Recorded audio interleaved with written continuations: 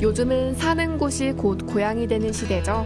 예전만 해도 고향은 사람이 태어나 한평생을 보내는 삶 그 자체였는데요. 그런 추억을 간직한 마을이 있습니다. 며칠 전이 우리나라 최대 명절 설날이었잖아요. 그렇죠, 그렇죠. 그래서 오랜만에 가족끼리 모이니까 되게 좋더라고요. 선생님도 잘 보내셨어요? 저도 이제 설날이 되면 가족들이 다 전국에 흩어져 있으니까 모처럼 모여가지고 좋은 시간을 보냈어요. 네, 그런데 이제 우리 울산 같은 경우에는 이 명절이 되어도 가족들은 모일 수 있지만 자기가 살던 고향은 가지 못하는 그런 사람들이 제법 있어요. 요즘 시대에 뭐 고향이 북한도 아닌데 왜 가지 못하죠? 그렇죠. 북한도 아니고 뭐 그런데 왜 못 갈까 싶지만 울산에는 이주를 한 사람, 공단 조성이라든지 댐이라든지 이런 것 때문에 고향을 잃어버린 사람들이 많거든요. 뭐 한 60년 전에 고향을 완전히 잃어버리고 항상 바라만 보는 고향, 이런 고향이 가슴에 있는 사람들이 있거든요. 사는 마을. 그곳으로 한번 가보려고 합니다. 벌써부터 약간 슬픈데 얼른 가보시죠. 한번 가봅시다.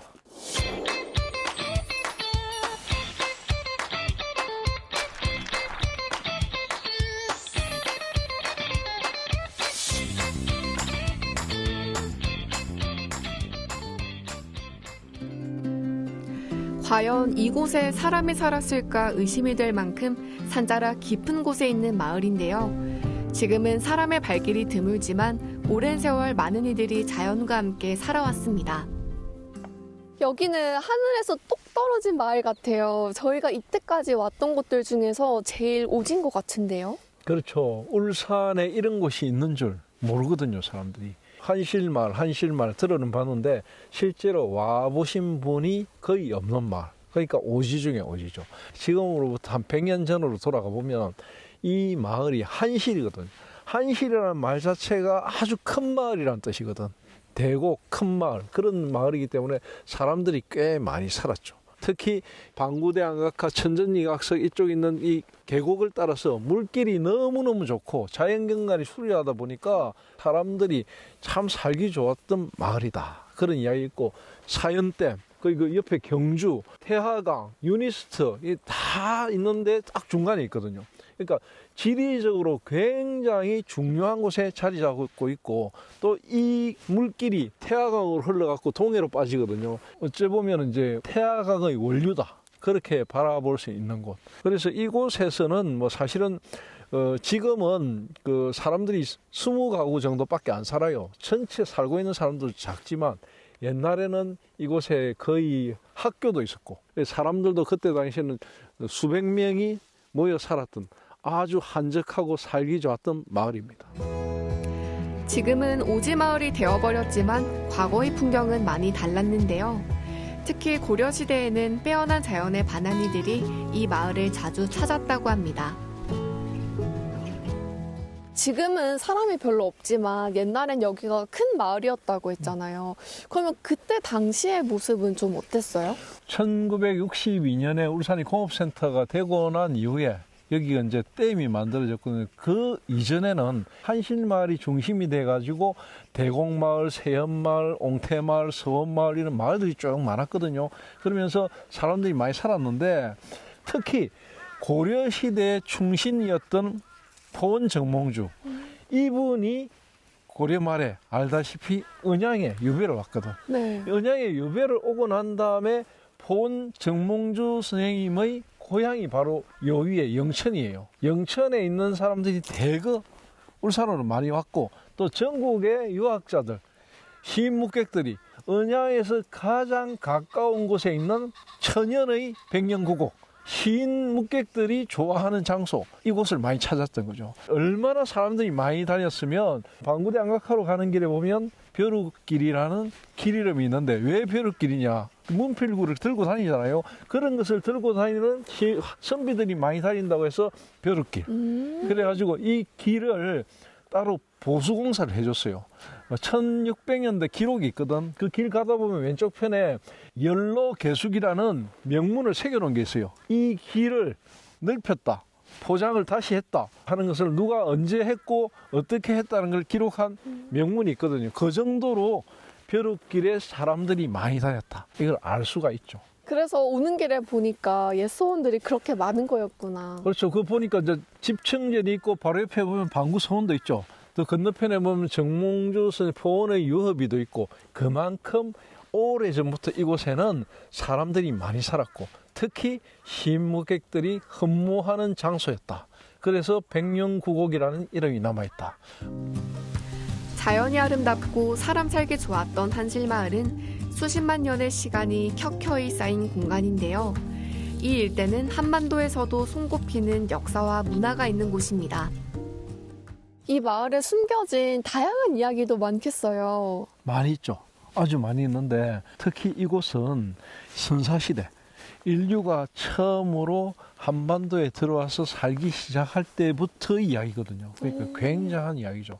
또 놀라운 것은 이 한실마을 위쪽에 보면은 세브리트가 몇 개나 발견이 됐어요. 왜 세브리트를 여기에 만들었냐면 이곳은 이제 태화강에서 쭉 올라와가지고 경주로 이어지는 길이거든요. 이 세브리트라는 게 결국은 뭔 소리 이야기하느냐면 울산이 옛날부터 철의 생산지였다. 철의 중심이었다는 것을 증명하기도 하거든요.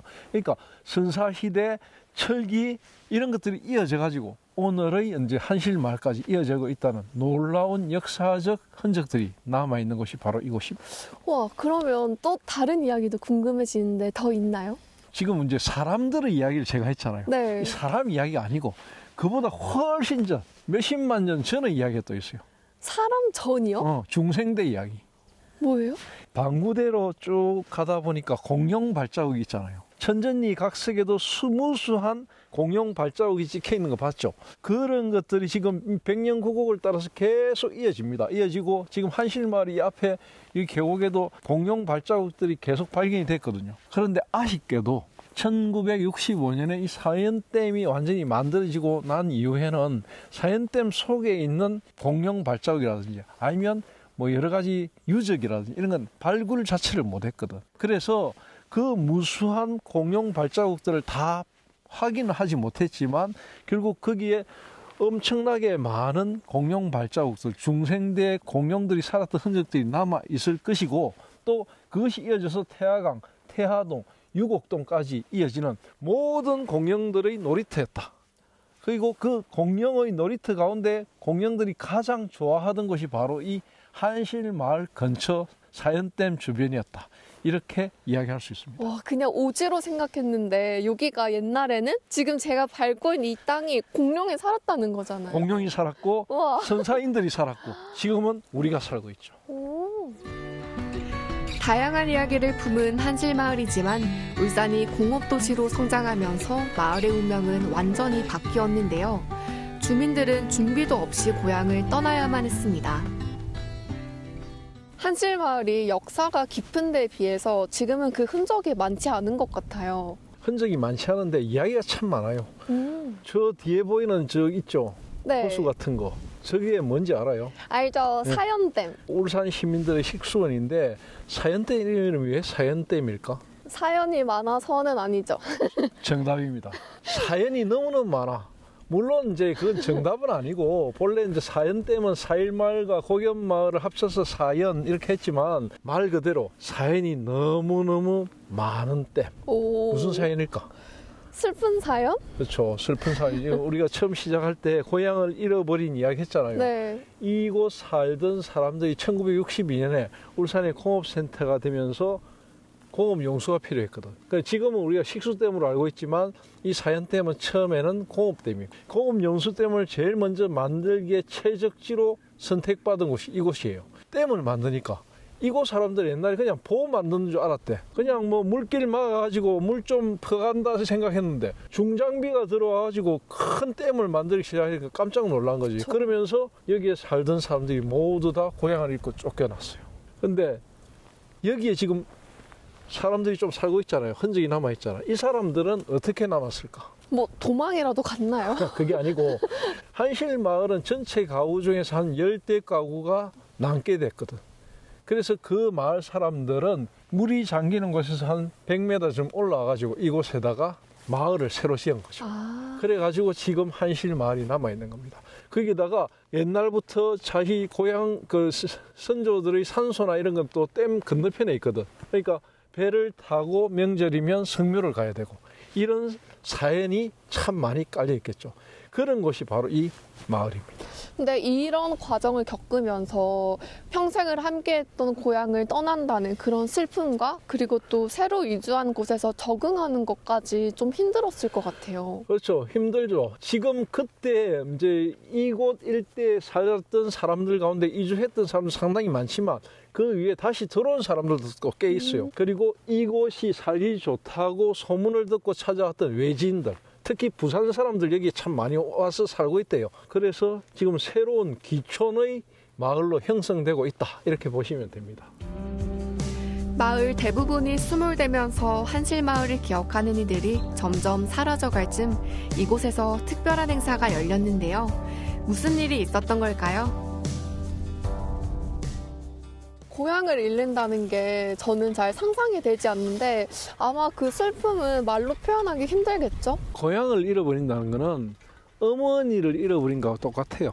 사실 이 한실마을 이쪽의 마을들은 일제강점기 때만 해도 제법 큰 마을이었거든요. 그래서 이곳에 사실 1943년에 학교가 만들어졌어요. 대곡분교가 들어서 가지고 아이들을 공부시키고 했을 정도로 마을에 사람들이 많았죠. 그리고 그것이 쭉 유지되다가 이제 한실마을을 비롯해서 여러 마을들이 수몰되면서 이제 다 사라져 버렸죠. 그 세월이 또 지나면서 이 고향을 잃어버린 사람들이 옛날에 대한 생각들이 참 많잖아. 그래가지고 이제 최근 들어서 망향비도 세우고 여러 가지 했거든요. 그러면서 2011년쯤에 이 마을 근처에서 태어나서 자랐던 그 사람 중에 한 사람이 백성우이라는 분이 있는데 사진작가 겸 작가인데 그분이 친구들하고 여기서 와가지고는 영화제를 한번 만들어 보면 어떻겠느냐. 그래서 그때부터 영화제가 열렸대요.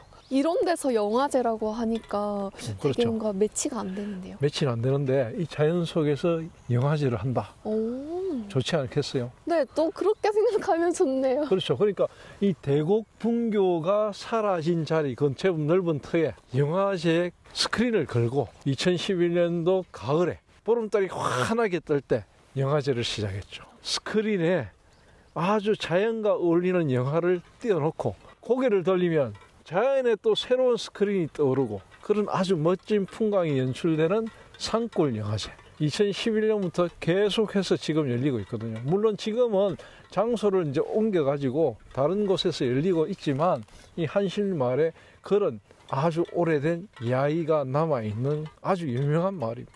그리고 이 마을을 떠났던 여기서 어린 시절을 보냈던 사람들이 이 방구대와 한실마을과 옛날 마을들의 사진들을 담아가지고 전시회도 열고 뭐 지금 사진첩도 남아있고 그런 옛날의 기억들을 소환하는 그런 작업들을 이곳 출신 작가들이 하고 있는 상황입니다. 이 산골 영화제는 눈과 마음이 행복해지는 걸 넘어서 또 이런 소통의 장 같은 역할을 하는 것 같아요. 그렇죠. 울산의 과거 공업화 이전에 이런 모습들이 있었다. 이런 걸 보여주는 아주 귀중한 자료죠.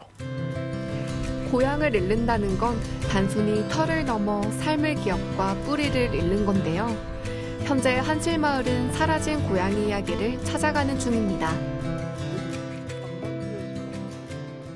울산실록에서 한실마을 어떻게 기록하면 될까요? 2026년 대한민국은 세계에서도 거의 10위권의 경제대국으로 떠올랐거든요. 가장 결정적인 역할을 한 게 사실 산업수도 울산인 건 알고 있잖아요. 네. 공업화, 산업화의 역사 속에서 이 단일 지역에 가장 많은 이주민, 가장 많은 수몰민을 배출한 도시가 바로 울산이에요. 이 이야기는 무슨 이야기냐면 대한민국의 오늘을 있게 한 지금 울산의 그 수많은 이주민, 시향민들의 아픔이 함께 녹아 있다는 거예요.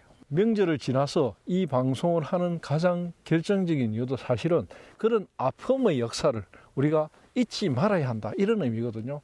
그런 의미에서 우리 울산실록 여기서 반드시 한실마을의 아픈 역사를 꼭 기억하고 기록해야 할 것 같습니다. 네, 작은 산골마을에 담긴 이야기가 이 겨울의 끝자락에서 아련한 울림을 주는 것 같습니다. 망향의 아픔과 회복의 기록이 고스란히 남아있는 곳 한실마을입니다.